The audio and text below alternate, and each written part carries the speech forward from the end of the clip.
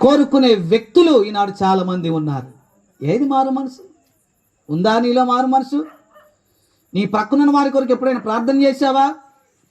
కొంతమందికి తగాదాలు వస్తాయి. తగాదాలు వస్తే కొంతమంది అసలు కొన్ని సంవత్సరాల దాకా కూడా ఆ కోపం పోదు. ఇంకా అంతే కదమ్మా, కొన్ని సంవత్సరాలు వాళ్ళతో మాట్లాడరు, ఇక వాళ్ళ ఇంట్లోకి రారు, ఇంట్లోకి రానివ్వరు, వాళ్ళతో మాట్లాడరు. కొన్ని సంవత్సరాలు ఉంటాయి. ఎందుకు ఆ కోపము? యేసయ్య కోపం ఎటువంటిదో తెలుసా? యేసయ్యకు కూడా కోపం వస్తుందంట, కానీ ఎంతసేపు ఉంటుంది అమ్మా చెప్పండి? యేసయ్య కోపము, ఆయనకు కూడా కోపం వస్తుంది, కానీ ఎంతసేపు? నిమిషం మాత్రం ఉండును. యేసయ్య కోపం వస్తే నిమిషం మాత్రం ఉండును. మనకొస్తే ఎక్కడమ్మా మన భక్తి ఏది? మన విశ్వాసం ఏది? అందుకని మారు మనసుకు తగిన ఫలము మీలో ఫలించాల.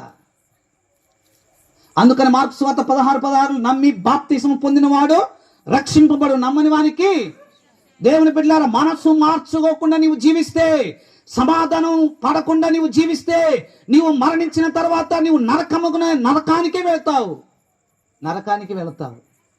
కనుక దేవుని బిడ్డలారా రాత్రికాల సమయంలో అన్య విగ్రహాలను పారవేయండి, మారు మనసు పొందండి. మారు మనసు కావాలి. దేవునికి స్తోత్రం చెప్పండి, హల్లెలూయా.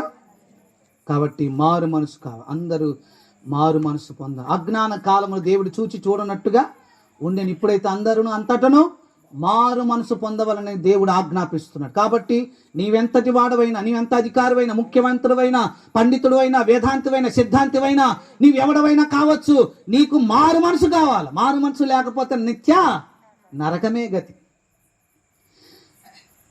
మార్పులేని మానవుండా తీర్పు దినం దాగలేవుగా, ఓ సోదర తీర్పు దినం దాగలేవుగా. మార్పులేని మానవుండా తీర్పు దినం దాగలేవుగా, ఓ సోదర తీర్పు దినం దాగలేవుగా. కాబట్టి దేవుని నమ్ముకున్న మనము చాలా జాగ్రత్త కలిగి జీవించాలి. మనలో అన్య విగ్రహాలు ఒకవేళ నీలో ఉంటే